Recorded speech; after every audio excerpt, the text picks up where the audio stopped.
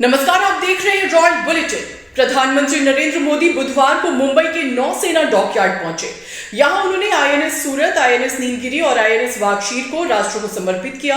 मुंबई पहुंचने पर पीएम को गार्ड ऑफ ऑनर दिया गया। इस मौके पर navy chief admiral Dinesh Tripathi ने कहा कि ये तीनों प्लेटफॉर्म भारतीय नौसेना की क्षमता को सशक्त और प्रभावशाली बनाएंगे, जिससे हमारे सामुद्रिक हितों की सुरक्षा और भी मजबूत होगी। इस खास मौके पर पीएम मोदी ने वहां मौजूद लोगों को संबोधित किया।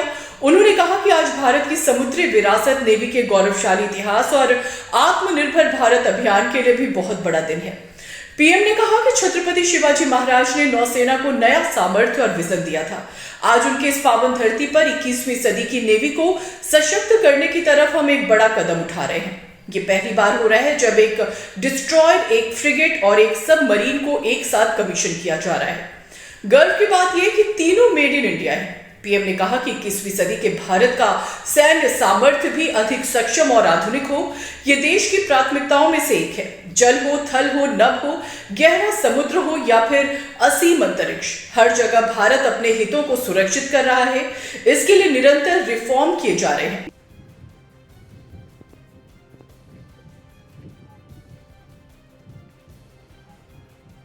महाराष्ट्र के राज्यपाल सीपी राधाकृष्णन जी, महाराष्ट्र के लोकप्रिय मुख्यमंत्री देवेंद्र फडणवीस जी, मंत्रिपरिषद के मेरे वरिष्ठ साथी श्रीमान राजनाथ सिंह जी, संजय सेठ जी, महाराष्ट्र के मुख्यमंत्री, उनके साथ आज हमारे दोनों उप मुख्यमंत्री भी हैं, उप मुख्यमंत्री श्रीमान एकनाथ शिंदे जी, Ajit Pawar ji, CDS, CNS, navy के सभी साथी, मझगांव डॉकयार्ड में काम करने वाले सभी साथी, अन्य अतिथिगण, देवी और सज्जनों, 15 जनवरी के दिन को आर्मी डे के रूप में भी मनाया जाता है। देश की रक्षा के लिए अपना जीवन समर्पित करने वाले प्रत्येक जाबाज को मैं नमन करता हूं। मां भारती की रक्षा में जुटे हर वीर वीरांगना को मैं आज के दिन बधाई देता हूं। साथियों, आज भारत की समुद्री विरासत, नेवी के गौरवशाली इतिहास और आत्मनिर्भर भारत अभियान के लिए भी बहुत बड़ा दिन है। छत्रपति शिवाजी महाराज ने भारत में नौसेना को नया सामर्थ्य दिया था, नया विजन दिया था। आज उनकी इस पावन धरती पर 21वीं सदी की नेवी को सशक्त करने की तरफ हम एक बहुत बड़ा कदम उठा रहे हैं। ये पहली बार हो रहा है जब एक डिस्ट्रॉयर, एक फ्रिगेट और एक सबमरीन, तीनों को एक साथ कमीशन किया जा रहा है। और सबसे गर्व की बात कि ये तीनों frontline platforms made in India है। मैं भारतीय नौसेना को, इनके निर्माण कार्य से जुड़े सभी साथियों को, इंजीनियर्स को, श्रमिकों को और पूरे देश को बधाई देता हूं। साथियों, आज का एक कार्यक्रम हमारी गौरवशाली धरोहर को भविष्य की आकांक्षाओं से जोड़ता है। लंबी समुद्री यात्राएं, commerce, naval defence, ship industry, इसमें हमारा एक समृद्ध इतिहास रहा है। अपने इतिहास से प्रेरणा लेते हुए आज का भारत दुनिया की एक मेजर मैरीटाइम पावर बन रहा है। आज जो प्लेटफॉर्म लॉन्च हुए हैं, उनमें भी इसकी झलक है। अब जैसे हमारा नीलगिरी चौल वंश के समुद्री सामर्थ्य के प्रति समर्पित है। सूरत वॉरशिप उस कालखंड की याद दिलाता है जब गुजरात के पोर्ट्स के जरिए भारत वेस्ट एशिया से जुड़ा था। इन दिनों ये दोनों शिप्स, इसके साथ आज बागशीर सबमरीन की कमीशनिंग भी हो रही है। कुछ वर्ष पूर्व मुझे P-75 क्लास की पहली सबमरीन कलवरी की कमीशनिंग में शामिल होने का अवसर मिला था। आज मुझे इस क्लास की 6वीं सबमरीन बागशीर को कमीशन करने का सौभाग्य मिला है। ये नए फ्रंटियर प्लेटफॉर्म भारत की सुरक्षा और प्रगति दोनों को नया सामर्थ्य देंगे। साथियों, आज भारत पूरे विश्व और खासकर ग्लोबल साउथ में एक भरोसेमंद और जिम्मेदार साथी के रूप में पहचाना जा रहा है। भारत विस्तारवाद नहीं, भारत विकासवाद की भावना से काम करता है। भारत ने हमेशा ओपन, सिक्योर, इंक्लूसिव और प्रॉस्परस इंडो पैसिफिक रीजन का समर्थन किया है। इसलिए जब समुद्र से सटे देशों के विकास की बात आई तो भारत ने मंत्र दिया सागर। सागर का मतलब है security and growth for all in the region. हम सागर के विजन के साथ आगे बढ़े। जब भारत के सामने G20 की प्रेसिडेंसी संभालने का दायित्व आया तो दुनिया को हमने मंत्र दिया one earth, one family, one future. जब दुनिया कोरोना से लड़ते हुए पस्त पड़ रही थी तब भारत ने विजन दिया वन अर्थ, वन हेल्थ। हम पूरे विश्व को अपना परिवार मानकर चलते हैं।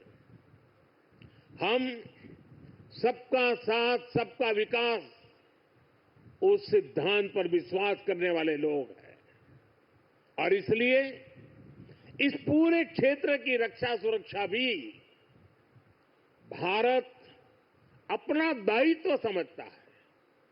साथियों, ग्लोबल सिक्योरिटी, इकोनॉमिक्स और जियो पॉलिटिकल डायनेमिक्स को दिशा देने में भारत जैसे मैरीटाइम नेशन की भूमिका बहुत बड़ी होने वाली है। आर्थिक प्रगति और एनर्जी सिक्योरिटी के लिए ये जरूरी है कि ट्रेडिशनल वाटर्स को प्रोटेक्ट किया जाए, टेरिटोरियल वाटर्स को प्रोटेक्ट किया जाए, फ्रीडम ऑफ नेविगेशन को इंश्योर किया जाए और ट्रेड की सप्लाई लाइन और सी रूट्स सुरक्षित हो। हमें आतंकवाद, हथियारों और ड्रग्स की तस्करी में इस पूरे क्षेत्र को बचाकर रखना है। इसलिए आज जरूरी है कि समुद्र को सेफ और प्रॉस्परस बनाने में हम ग्लोबल पार्टनर बने। हम लॉजिस्टिक की एफिशिएंसी बढ़ाने और शिपिंग इंडस्ट्री के लिए काम करें। हम रेयर मिनरल्स, फिश स्टॉक जैसे ओशन रिसोर्सेज का दुरुपयोग रोकने में और इसे मैनेज करने की कैपेसिटी डेवलप करें। हम न्यू शिपिंग रूट्स और सी लेन्स पर अब कम्युनिकेशन को खोजने में इन्वेस्ट करें। मुझे खुशी है कि आज भारत इस दिशा में लगातार कदम उठा रहा है। भारत पूरे इंडियन ओशन रीजन में फर्स्ट रिस्पॉन्डर भी बनकर उभरा है। बीते कुछ महीनों में ही हमारी नौसेना ने सैकड़ों जानें बचाई हैं। हजारों करोड़ रुपए के नेशनल और इंटरनेशनल कार्गो की सुरक्षा की है। इससे दुनिया का भारत पर भरोसा बढ़ा है। आप सबके कारण बढ़ा है और इसलिए मैं आज आप सबका भी अभिनंदन करता हूं। भारतीय नौसेना, कोस्ट गार्ड, उन पर यह लगातार भरोसा बढ़ता जा रहा है। आज आप ही देख रहे हैं, आसियान हो, ऑस्ट्रेलिया हो, गल्फ हो, अफ्रीका के देश हो, सबके साथ आज भारत का आर्थिक सहयोग लगातार मजबूत हो रहा है। संबंधों की इस मजबूती में इंडियन ओशन रीजन में भारत की उपस्थिति, भारत का सामर्थ्य एक बहुत बड़ा आधार है और इसलिए आज का ये आयोजन सैन्य दृष्टि के साथ ही आर्थिक दृष्टि से भी उतना ही अहम है। साथियों, 21वीं सदी के भारत का सैन्य सामर्थ्य भी अधिक सक्षम हो, आधुनिक हो, ये देश की प्राथमिकताओं में से एक है। जल हो, थल हो, नभ हो, डीप सी हो या फिर असीम अंतरिक्ष, हर जगह भारत अपने हितों को सुरक्षित कर रहा है। इसके लिए निरंतर रिफॉर्म्स किए जा रहे हैं। चीफ ऑफ डिफेंस स्टाफ का गठन ऐसा ही एक रिफॉर्म है। हमारी सेनाएं और अधिक एफिशिएंट हो, इसके लिए थिएटर कमांड की दिशा में भी भारत आगे बढ़ रहा है। साथियों, पिछले 10 साल में जिस तरह भारत की तीनों सेनाओं ने आत्मनिर्भरता के मंत्र को अपनाया है, वो बहुत ही सराहनीय है। संकट के समय दूसरे देशों पर भारत की निर्भरता कम से कम हो, इस गंभीरता को समझते हुए आप सभी इस काम को आगे बढ़ा रहे हैं, नेतृत्व दे रहे हैं। हमारी सेनाओं ने 5,000 से ज्यादा ऐसे साजो सामान और उपकरणों की लिस्ट तैयार की है जो अब वो विदेशों से नहीं मंगाएगी। जब भारत का सैनिक भारत में बने साजो सामान के साथ आगे बढ़ता है तो उसका आत्मविश्वास भी कुछ अलग ही होता है। पिछले 10 साल में कर्नाटका में देश की सबसे बड़ी हेलीकॉप्टर बनाने वाली फैक्ट्री शुरू हुई है। सेनाओं के लिए ट्रांसपोर्ट एयरक्राफ्ट बनाने वाली फैक्ट्री शुरू हुई है। तेजस फाइटर प्लेन के भारत की साख को आसमान की नई ऊंचाई पर पहुंचाया है। यूपी और तमिलनाडु में बन रहे डिफेंस कॉरिडोर्स डिफेंस प्रोडक्शन को और गति देने वाले हैं। और मुझे खुशी है कि हमारी नेवी ने भी मेक इन इंडिया अभियान का बहुत अधिक विस्तार किया है। इसमें मझगांव डॉकयार्ड के आप सभी साथियों की भी बहुत बड़ी भूमिका है। पिछले 10 साल में नेवी में 33 शिप्स और 7 सबमरीन्स को शामिल किया गया है। इन 40 नेवल वेसल्स में से 39 भारतीय शिपयार्ड में ही बने हैं।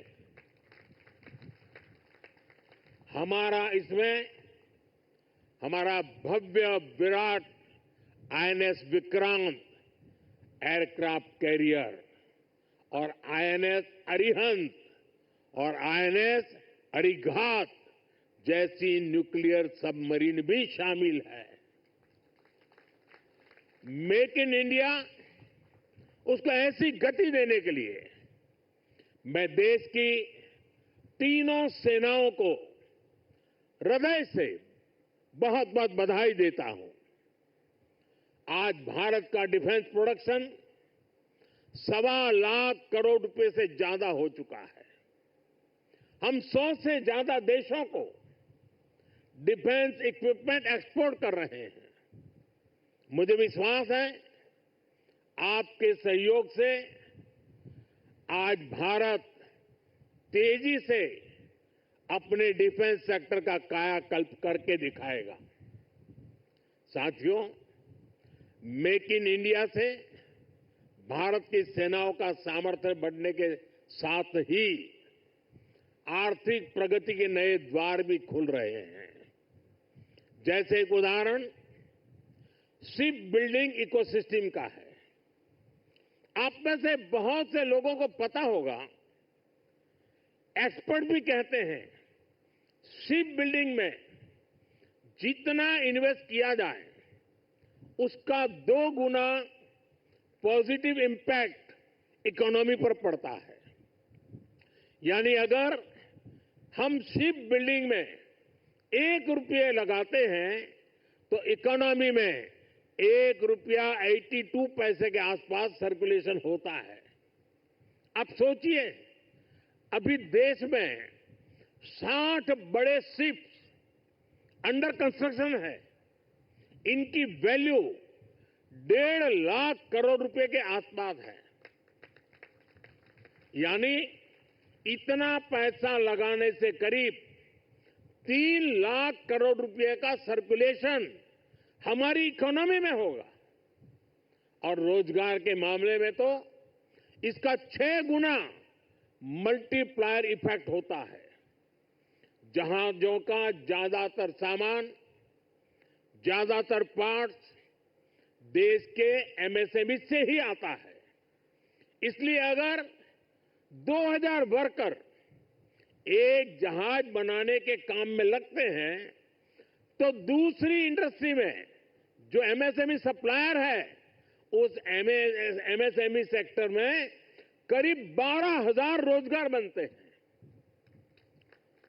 साथियों, आज भारत दुनिया की तीसरी बड़ी इकोनॉमी बनने की तरफ तेजी से आगे बढ़ रहा है।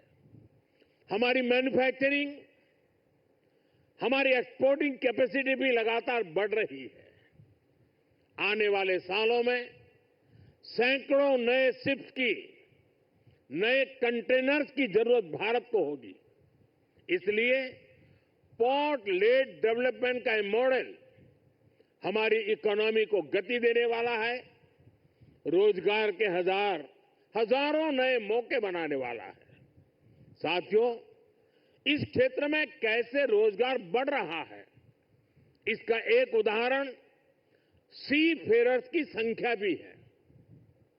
2014 में भारत में सी फेरर्स की संख्या 1.25 लाख से भी कम थी। आज ये 2 गुने से भी अधिक बढ़कर लगभग 3 लाख तक पहुंच चुकी है। आज भारत सी फेरर्स की संख्या में विश्व में टॉप 5 में आ गया है। साथियों, हमारी सरकार का तीसरा कार्यकाल अनेक बड़े निर्णयों के साथ शुरू हुआ है। तेज गति से हमने नई नीतियां बनाई हैं। देश की जरूरतों को देखते हुए नए कार्य शुरू किए हैं। देश के हर कोने, हर सेक्टर का विकास हो, इस लक्ष्य के साथ हम चल रहे हैं। पोर्ट सेक्टर का विस्तार भी इसका ही हिस्सा है। हमारे तीसरे टर्म के पहले बड़े फैसलों में से था महाराष्ट्र के वाढवण पोर्ट को मंजूरी। 75,000 करोड़ रुपए के खर्च से इस आधुनिक पोर्ट के निर्माण का काम शुरू भी हो चुका है। इससे भी महाराष्ट्र में रोजगार के हजारों नए अवसर बनने वाले हैं। साथियों, बहुत लंबे समय तक बॉर्डर और कोस्टलाइन से जुड़े कनेक्टिविटी इंफ्रास्ट्रक्चर पर उतना ध्यान नहीं दिया गया। बीते 10 सालों में इसके लिए भी अभूतपूर्व काम हुआ है। 2 दिन पहले ही मुझे जम्मू कश्मीर में सोनमर्ग टनल का लोकार्पण करने का अवसर मिला है। इससे करगिल, लद्दाख जैसे हमारे सीमावर्ती इलाकों तक पहुंचना, उसमें बहुत आसानी होगी, सुलभ होगी। पिछले साल अरुणाचल प्रदेश में सेला टनल का लोकार्पण हुआ है। ये एलएसी तक हमारी सेना की पहुंच को आसान बना रही है। आज शिंकुल्ला टनल और जोजिना टनल जैसे अनेक क्रिटिकल इंफ्रास्ट्रक्चर पर तेजी से काम चल रहा है। भारत माला परियोजना से बॉर्डर एरिया में शानदार नेशनल हाईवे का नेटवर्क बनाया जा रहा है। वाइब्रेंट विलेज प्रोग्राम आज बॉर्डर के गांवों के विकास में अहम भूमिका निभा रहा है। बीते दशक में अपने दूर सुदूर के आइलैंड पर भी हमने फोकस किया है। जहां कोई भी नहीं रहता, उन आइलैंड्स की भी रेगुलर मॉनिटरिंग की जा रही है। इतना ही नहीं, अब उस आइलैंड की नई पहचान भी बनाई जा रही है, उन्हें नया नाम दिया जा रहा है। इतना ही नहीं, हिंद महासागर में समुद्र तल पर भी जो समुद्री पर्वत या सी माउंट है, उनका भी नामकरण किया जा रहा है। पिछले साल भारत की पहल पर इंटरनेशनल संस्था ने 5 ऐसे स्थानों को नाम दिए हैं। हिंद महासागर में अशोक सी माउंट, हर्षवर्धन सी माउंट, राजराजा चोल सी माउंट, कल्पतरु रीज और चंद्रगुप्त रीज भारत का गौरव बढ़ा रहे हैं। साथियों, हम सब जानते हैं भविष्य में असीम अंतरिक्ष और डीप सी दोनों का कितना महत्व है। इसलिए आज स्पेस और डीप सी दोनों जगह भारत अपनी क्षमताओं को बढ़ा रहा है। हमारा समुद्रयान प्रोजेक्ट वैज्ञानिकों को समंदर में 6,000 मीटर की उस गहराई तक ले जाने वाला है जहां कुछ ही देश पहुंच पाए हैं। यानी भविष्य की किसी भी संभावना पर काम करने में हमारी सरकार कोई कसर बाकी नहीं छोड़ रही है। साथियों, 21वीं सदी का भारत पूरे आत्मविश्वास के साथ आगे बढ़े, इसके लिए ये बहुत जरूरी है कि हम गुलामी के प्रतीकों से भी मुक्त हो। और हमारी नौसेना ने इसमें भी नेतृत्व दिखाया है। नौसेना ने अपने ध्वज को छत्रपति शिवाजी महाराज की गौरवशाली परंपरा से जोड़ा है। नेवी ने एडमिरल रैंक के एप्लेट भी छत्रपति शिवाजी महाराज की परंपरा के अनुसार रिडिजाइन किए हैं। मेक इन इंडिया का अभियान, भारत की आत्मनिर्भरता का अभियान भी गुलामी की मानसिकता से मुक्ति को बढ़ावा देता है। मुझे विश्वास है आप सभी ऐसे ही देश को गौरव से भरे पल देते रहेंगे। हर वो काम जो भारत को विकसित बनाने में योगदान दे, वो हमें मिलकर करना है। हमारे दायित्व अलग हो सकते हैं, लेकिन सबका ध्येय एक ही है, विकसित भारत। आज जो ये नए फ्रंटियर प्लेटफॉर्म देश को मिले हैं, इनसे हमारे संकल्प को मजबूती मिलेगी। और साथियों, जरा हल्की फुल्की बात करनी है तो मेरा अनुभव रहा है, मैं सेना के जितने भी कार्यक्रमों में गया हूं, अगर खाने में सबसे उत्तम व्यवस्था किसी में है तो नेवी में है।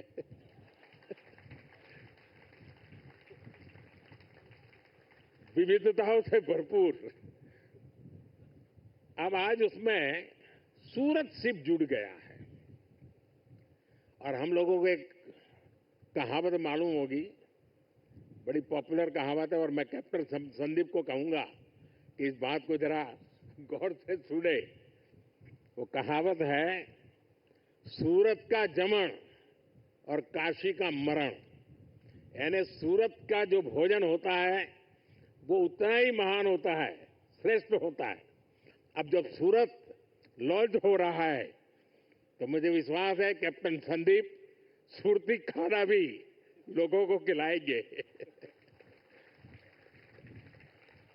साथियों, ये बहुत ही उत्तम अवसर है।